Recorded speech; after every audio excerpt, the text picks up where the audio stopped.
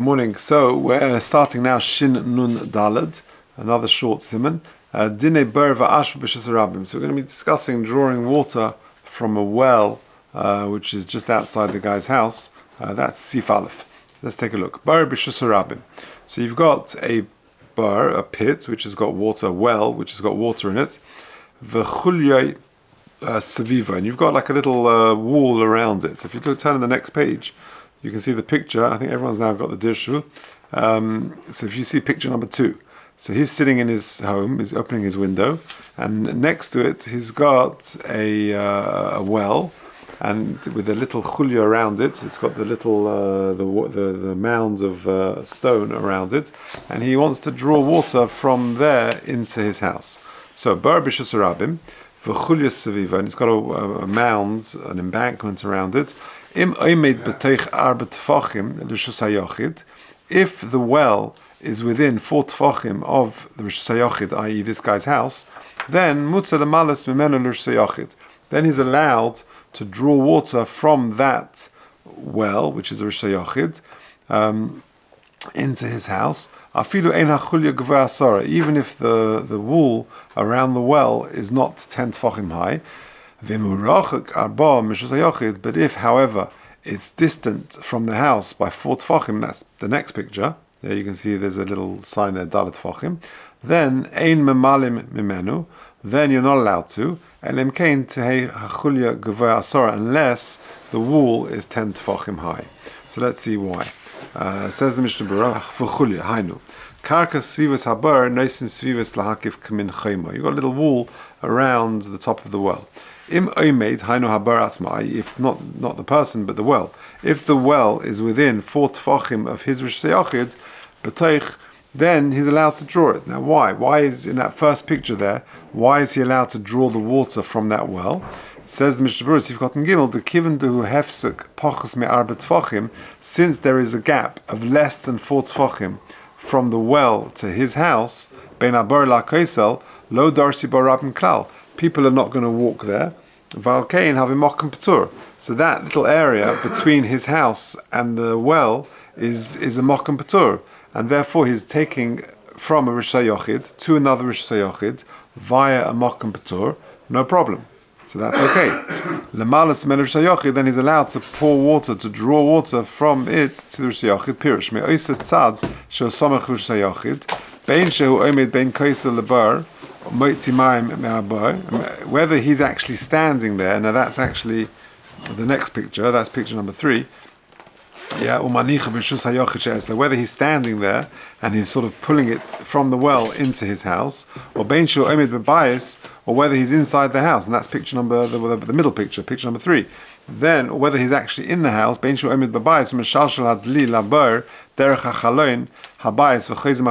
whether he's sort of lowering the bucket into the well, pulling it up into his own house, or whether he's doing it by standing in the area in between. And the reason for both of these cases, the reason why we allow it is to and therefore there's no problem. He's taking water from a Rosh Hashanah into his house, which is Rosh Hashanah, via Mokum Patur, which is of course allowed. Now, afilu ein hachulya gvasara. This is Sif Cotton Hay. Then we said he's allowed to do that even if the chulya is not 10 tefachim high. Why? Rotzaloma ki im betzir habar, because even with the combination of the pit of the well, the main thing is that the well is 10 tefachim. Now you can either get that, it's got to be a Rosh Hashanah, that's the point, and either you can have no chulya at all. You can have, if the bar is 10 tefachim deep, that is a Rosh Hashanah. You've got a chulya there, it combines with the bar. So for example, if the well is 6 tefachim deep and the chulya is 4 tefachim, then it combines to become a Rosh Hashanah. It's mistarfin asara. Even if there's no wall around the well at all, it would also be allowed. But if it's distance, now that's picture number, I don't think it's got a picture. No, there's no picture. But if it's a distance of, picture number 3. Yeah, sorry, there is a picture. Yeah, in the middle picture. Yeah, sorry. when I said above, so in pictures number 2 and 4, it's allowed because it's going Rosh Yochid derech makom patur. But if in the middle picture, where there is dalet tfachim, can you see there is dalet tfachim between his house, in picture number 3, there is dalet tfachim between his house and the wall, that would not be allowed. Why? Because unless the wall is 10 tfachim. Why? Says the Mishnah Berurah Sif Katan Hey, Tahashta Oisemakim Lav Makom Pturhu El Rosh Hashanah, because if there's a gap of 4 tfachim between the well and his house, that makes that area into Rosh Hashanah. And therefore, Ein Malim Menu, Afilu Derech Halon, even if he's doing it directly from the window, to Kumatal to Rosh Hashanah Derech Avir Rosh Hashanah, because in that situation you're going over Rosh Hashanah. And va'afal gav she'ogda biyodei, and even if you're still holding on to it, it's not allowed. El im kain, unless that wall is 4 tfachim high, the ozim meila hadli sheshov v'holech l'mal mi'asar, because then it's going above 10 tfachim. The bucket is drawing the water from a starting point of above 10 tfachim, shesham makom patur, and above 10 tfachim is a makom patur.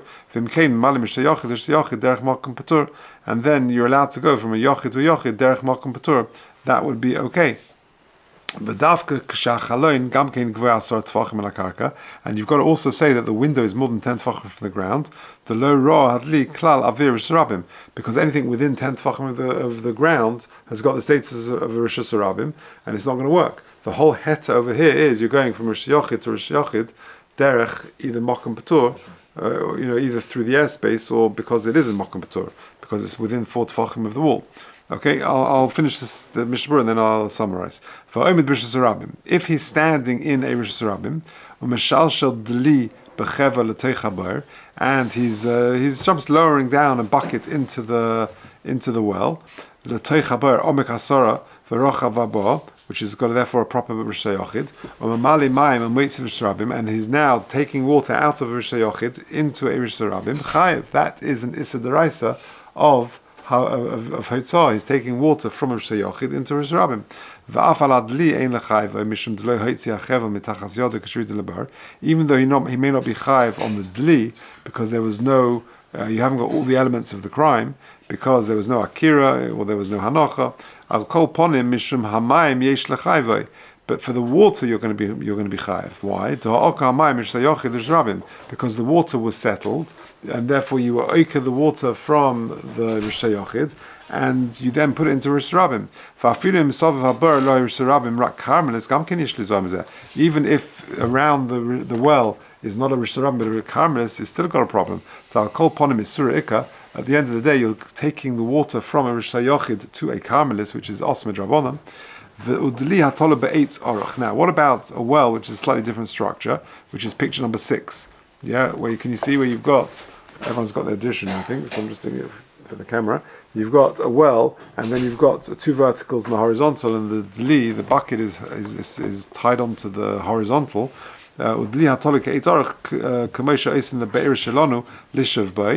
Like we have in our days, says the Chavetz Chaim, and it's sort of hanging over the well, or directly above the well. Either it's in it or above it. Even if the water was in the dli from before Shabbos, and you didn't therefore do an akira on Shabbos from the well, you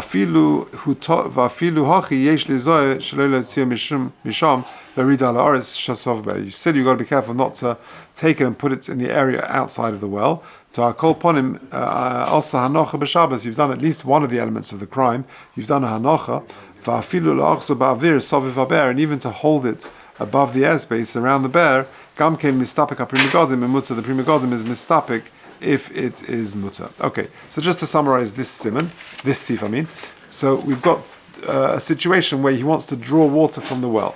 The well has the status of a Rosh Yochid, either because it's 10 tefachim deep, or it's even less than 10 tefachim deep, but it's got a chulya, it's got a mound, this wall around it, and in combination with the well, it's 10 tefachim deep, and therefore it's got the status of Rosh Yochid.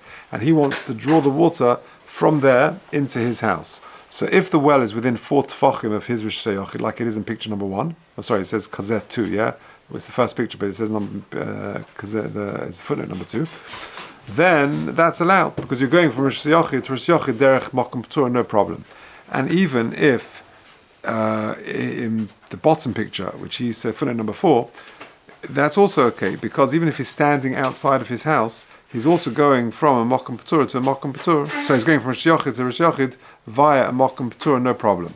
Now, in the middle picture, which is footnote number 3, there it's slightly different, because there you've got Dalet Tfachim between the house and the well, and therefore that area is no longer a Mokum Patur, because people will walk there, and therefore it's got a Rish Rabbim. So then you've got a situation of going from a Yochid to a Yochid via Rish Rabbim. That's a problem. If, however, the wall of the well, or the whole well is more than 10 tefachim, then you're okay, because you're going from Rish Yochid to Rish Yochid not via Rish Rabbim, but via Mokum Patur, because it's higher than 10 tefachim. And so long as the window is also above 10 tefachim and the well is above 10 tefachim, you're going from Rish Yochid to Rish Yochid also via Mokum Patur, and that would be okay. But if you haven't got 10 tefachim, then you're going from a Rish Rabbim. You're going over Rish Rabbim, you're going Yochid to Yochid via Rish Rabbim, and therefore you would have a problem. Shadi, you look confused. You okay with that? I wasn't sure whether Shus HaYochid to Mokum to and then to Shus HaYochid, that's fine. That's fine, exactly. So Yochid to Yochid via Mokum Patur, that would be fine. And that really is what the first and the third picture is. You're going from a Yochid to a Yochid via Mokum Patur, that's okay. And in this middle picture, if you've got the wall of the well and the window is higher than 10 tefachim, you've got exactly the same thing. You've got a Yochid to Yochid via Mokum Patur, because the Avir of Rish Rabbim is a Mokum Patur, and therefore that would be the same thing. But if the wall of the well is less than 10 tefachim, and therefore you're going through the airspace of Rish Rabbim, that's a problem, because you're going Yochid to Yochid via Rish Rabbim, and therefore that would be a problem. What's with the Dalet Tfachim away from the well to the house? So if it's within Dalet Tfachim, that makes that area a Mokum Patur, because people won't squeeze through that very thin area. And therefore that makes the area a Mokum Patur, and you're going Yochid to Yochid via Mokum Patur, that's okay. But if there's a gap of more than 4 Tfachim, then it retains its status as a Rish Rabbim, and therefore you're going Yochid to Yochid via Rish Rabbim, which is a problem. If it's higher than 10 Tfachim, then the airspace of Rish Rabbim is a Mokum Patur, and you're going back to the heta of Yochid to Yochid via Mokum Patur, you'll be okay. So we're assuming this bar is in... it's in Rosh Hashanah. It's in Rosh Hashanah. Yeah. Okay. Let's just do base quickly. Ashpa, so a very similar situation, but now it's sort of the reverse. Ashpa, you've got a rubbish heap, garbage heap, Rosh Hashanah, in a public place, in a Rosh Hashanah, shegvei asar chavar ba. So the actual ashpa itself has a status of Rosh Yochid, because it's got all the dimensions. It's gvei asar and chavar ba. Imi shel Rabbim, if it belongs to, is a public garbage heap, then mutar lizrek lo Rosh Yochid hakarv lo. You're allowed to throw from a Rosh Yochid into it. V'lo chashin shem yizgalgel min ha'ashpa Rosh Rabbim. We're not worried that it might land in the Rosh Rabbim v'osil asuye, and you might come to pick it up again.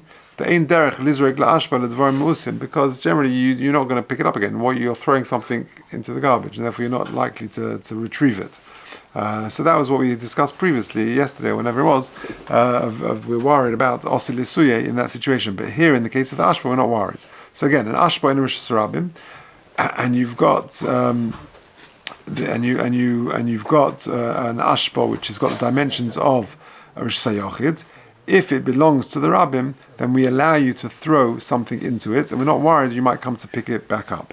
Says the Mishnah. Let's just do the Mishnah till there. Sifkot and Tes Ashpa b'Rosh Rabbim v'Imamedes b'Karmelis. If, however, it's standing in the Karmelis, I'm Primigodim who is musupik about it. Shegvei asara de'im lo ha'segvei asara, because if the ashpa wasn't 10 tefachim high, shem Karmelis ole. It doesn't have the din of a Rosh Yochid. It would have the status of a Karmelis. V'osel lizrek oleh Rosh Yochid, and you would not be able to throw from a Rosh Yochid into a Karmelis.